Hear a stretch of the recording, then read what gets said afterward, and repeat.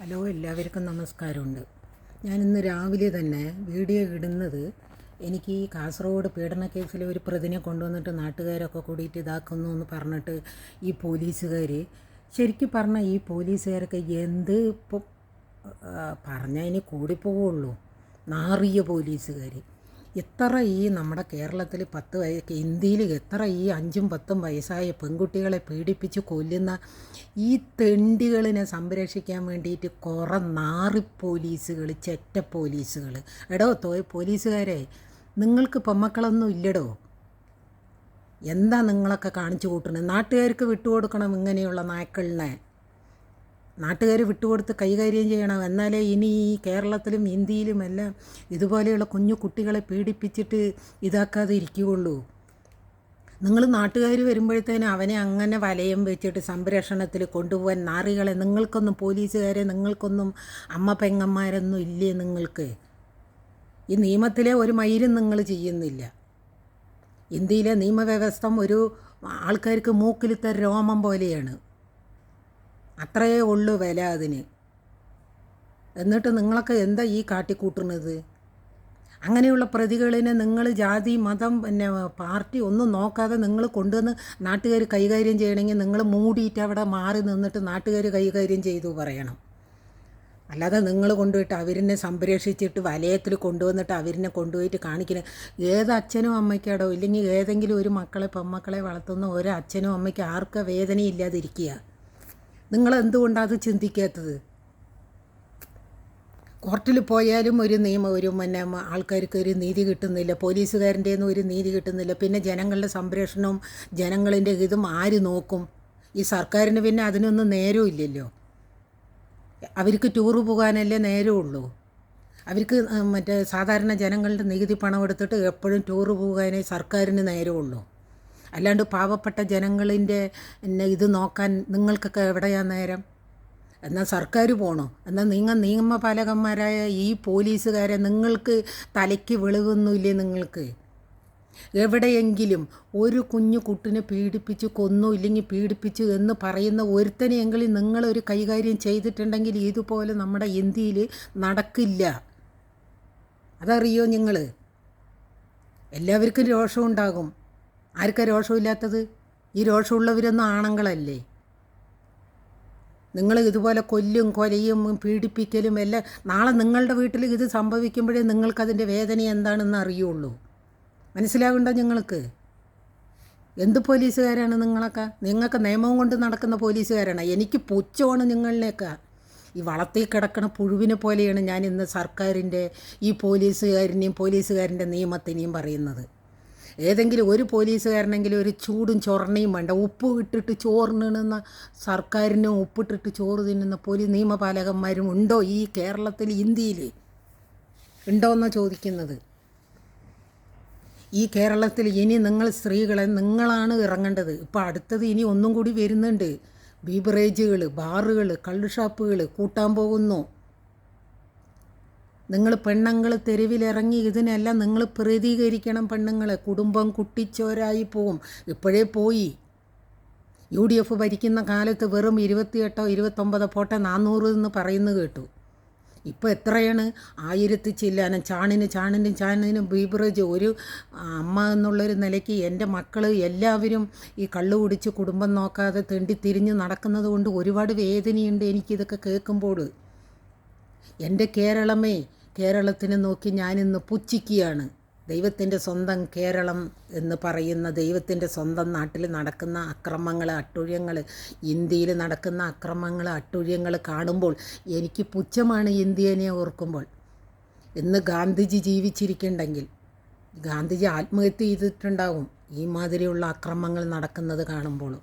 ആ മനുഷ്യനെയും വെടിവെച്ച് കൊല്ലാൻ യാതൊരു കയ്യറപ്പും ഇല്ലാത്ത ഈ ഇന്ത്യനെക്കുറിച്ച് എനിക്ക് പുച്ഛമാണ് തോന്നുന്നത്. എന്തിനാണ് ഞാൻ ഇന്ത്യ നാട്ടിൽ ജനിച്ചുപോയി എന്നുള്ളൊരു സങ്കടം എനിക്കിപ്പോൾ എൻ്റെ ഹൃദയത്തിലുണ്ട്.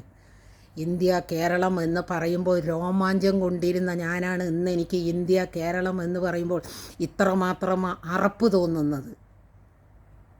എത്രയെത്ര കുഞ്ഞുങ്ങളിനെ, എത്രയെത്ര തള്ളമാരിനെ, എത്രയെത്ര ചെറുപ്പക്കാരി പെണ്ണുങ്ങളിനെ എന്താ ഈ പീഡിപ്പിക്കുക എന്ന് പറയുമ്പോൾ അതിന് നിങ്ങൾ എന്തുകൊണ്ട് പെണ്ണുങ്ങളിൻ്റെ മാനത്തിന് ഒരു വിലയില്ലാതെ കാണുന്നു? അപ്പം നിങ്ങളെല്ലാവരും നിയമത്തിലും സർക്കാരും ചിന്തിച്ചിരിക്കുന്ന പെണ്ണുങ്ങളുടെ സാധനം എന്താ? നിങ്ങൾക്ക് നിങ്ങളുടെ കാമം തീർക്കാനുള്ള ഒരു അവയവമായിട്ടാണോ നിങ്ങൾ ഇന്ത്യയിലും കേരളത്തിലും കാണുന്നത്? ദയവ് ചെയ്ത് എല്ലാവരും ഇതൊന്ന് ഷെയർ ചെയ്യണം. എനിക്ക് എല്ലാവരും ഒന്ന് കേൾക്കണം എൻ്റെ ഈ പറയുന്ന ഓരോ സങ്കടങ്ങളും. ഇന്ത്യയിൽ നടക്കുന്ന അക്രമങ്ങൾക്കും അട്ടുഴിയങ്ങൾക്കും നമ്മുടെ നികുതി പണം എടുത്തിട്ട് സർക്കാരുകൾ പിന്നെ എന്താ പറയുക, അവർ സുഖമായിട്ട് ജീവിക്കുന്നു നമ്മുടെ നികുതി പണം കൊണ്ട്. ഇനിയിപ്പോൾ എന്തോ ഒരു പരിപാടി വെച്ചിട്ടുണ്ടല്ലോ, നവകേരളം പോലെയുള്ളത്, കേരളീയം നവകേരളം പോലെ ഇനിയൊരു പരിപാടിയും വെച്ചിട്ടുണ്ടല്ലോ. എന്നിട്ട് അതിന് വേണ്ടിയിട്ട് ജനങ്ങൾ കുറേ വോട്ട് കുത്തി അവരിനെ കൊണ്ടുപോയിട്ട് അതിൽ കൊണ്ടുപോയിട്ട് ഇരുത്തി. എന്താ ഇന്ന് ഇന്ത്യയിലും കേരളത്തിലും നടക്കുന്നത്? ഒരു ചുണയുള്ളതെങ്കിലും ഒരു സത്യസന്ധമായിട്ട് ഇന്ത്യയെ ഭരിക്കാൻ ഒരു കഴിവുള്ള ഒരു പ്രധാനമന്ത്രിയും കേരളം എല്ലാ ജില്ലകളിലും ഇതുപോലെ സത്യസന്ധമായി പൊതുജനങ്ങളെ സംരക്ഷിക്കുന്ന ഒരു സർക്കാർ വരണമെന്നാണ് എൻ്റെ ആഗ്രഹം. ഇല്ലെങ്കിൽ ഒരു മനുഷ്യൻ പൊതുജനങ്ങളിനെ സേവിക്കുന്ന ഒരു മന്ത്രി വരണം. അതിന് മനസ്സുള്ള ഒരാളായിരിക്കണം.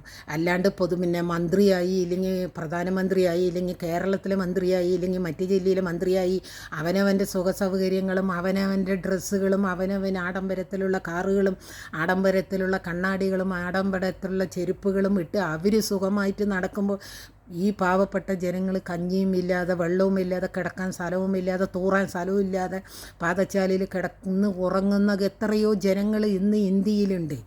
ഇന്ത്യയിൽ ഭരിക്കുന്ന ജനങ്ങൾ മന്ത്രി പറയുന്നുണ്ടല്ലോ, പ്രധാനമന്ത്രിയൊക്കെ പറയുന്നു പാവപ്പെട്ടവരില്ല, പാവപ്പെട്ടവർ. ആര് പറഞ്ഞു പാവപ്പെട്ടവരില്ല എന്ന്? ഈ ലോകത്ത് എത്രയോ പാവപ്പെട്ടവർ ഇരിക്കാൻ വീടില്ലാതെയും കുടിക്കാൻ കഞ്ഞിയില്ലാതെയും ഇന്ന് തൂറാൻ പോകാൻ ഒരു സ്ഥലമില്ലാതെയും ജീവിക്കുന്ന എത്രയോ മനുഷ്യരിന്ന് ഇന്ത്യയിലുണ്ട്. ഇനി ഈ ആണുങ്ങൾ സമരത്തിന് ഇറങ്ങും പോലെ തന്നെ ഇനി സ്ത്രീകളും മുന്നോട്ട് വരണം. അനീതിക്ക് വേണ്ടി പോരാടണം. അതാണ് വേണ്ടത്. അനീതിക്ക് പോരാടിയിട്ട് വേണം നമ്മൾ ജീവിക്കാൻ.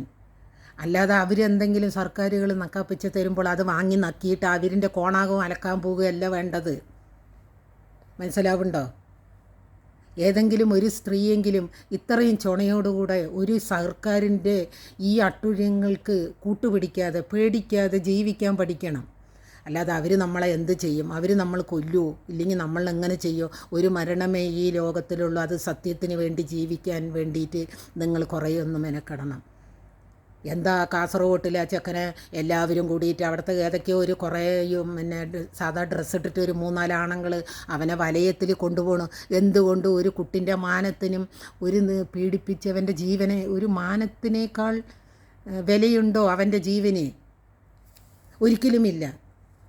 ഒരു സ്ത്രീൻ്റെ മാനം എന്ന് പറയുന്നത് ഈ ലോകത്തിൽ എല്ലാത്തിനേക്കാളും വലുതായി കരുതുന്ന എത്രയോ സ്ത്രീകൾ ഈ ലോകത്തിലുണ്ട്. എന്തുകൊണ്ട് സർക്കാരുകളും നിയമപാലകന്മാരും അത് കാണുന്നില്ല? അപ്പം നിങ്ങൾക്കെല്ലാം നിങ്ങളുടെ കാമം തീർക്കാൻ വേണ്ടിയുള്ള ഒരു അവയവമാണോ പെണ്ണിൻ്റെ സാധനം എന്ന് പറയുന്നത്?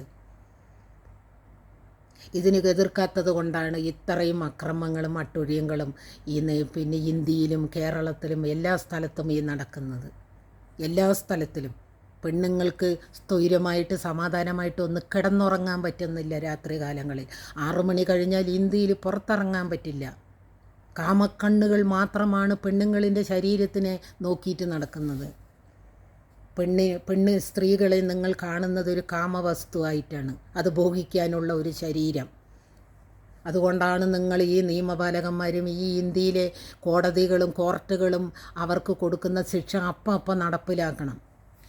അതാണ് വേണ്ടത്. അല്ലാണ്ട് തൂക്കിക്കൊല്ലാൻ വിധിച്ചു എന്നും പറഞ്ഞ് അവരെ കൊണ്ടുപോയിട്ട് ഈ പാവപ്പെട്ട ജനങ്ങളിൻ്റെ നികുതി പണം കൊണ്ട് കൊടുത്ത് അവരിനെ തിന്ന് കൊഴുപ്പിച്ചിട്ടല്ല ചെയ്യേണ്ടത്.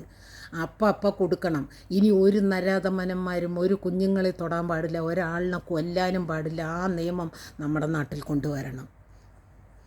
അതിനുവേണ്ടി പോരാടുന്ന എത്ര പേരുണ്ട് എന്ന് എൻ്റെ ഈ കമൻറ്റിൽ കാണിക്കണം നിങ്ങൾ. ഞാൻ പറയുന്നത് ശരിയാണ് എന്നുണ്ടെങ്കിൽ എല്ലാവരും കമൻറ്റ് ചെയ്യണം, ലൈക്ക് അടിക്കണം, സപ്പോർട്ട് ചെയ്യണം, എല്ലാവർക്കും ഷെയർ ചെയ്യണം ഇത്. Okay, bye. വല്ലാത്ത സങ്കടമുണ്ട് എനിക്ക്. ഈ ഓരോന്ന് ഈ പോലീസുകാരും നിയമപാലകന്മാരും കാണിക്കുന്നത്. ഇവരൊന്ന് ഉപ്പും ചോറും തിന്നാത്ത നിയമപാലകന്മാരും സർക്കാരുകളിലെയും പുച്ഛിച്ച് തള്ളുന്നു. ഞാൻ ഇന്ത്യയെക്കുറിച്ച് ഞാൻ ഓർത്തിട്ട്, കേരളത്തെക്കുറിച്ച് ഓർത്ത് ലജ്ജിക്കുന്നു. ഞാൻ എന്തിന് ഇങ്ങനെ ഇന്ത്യയിലത്തെ ഒരു പൗരയായി ജനിച്ചു എന്നുള്ളതിൽ എനിക്ക് ഭയങ്കര പുച്ഛമാണ് ഇപ്പോൾ തോന്നുന്നത്.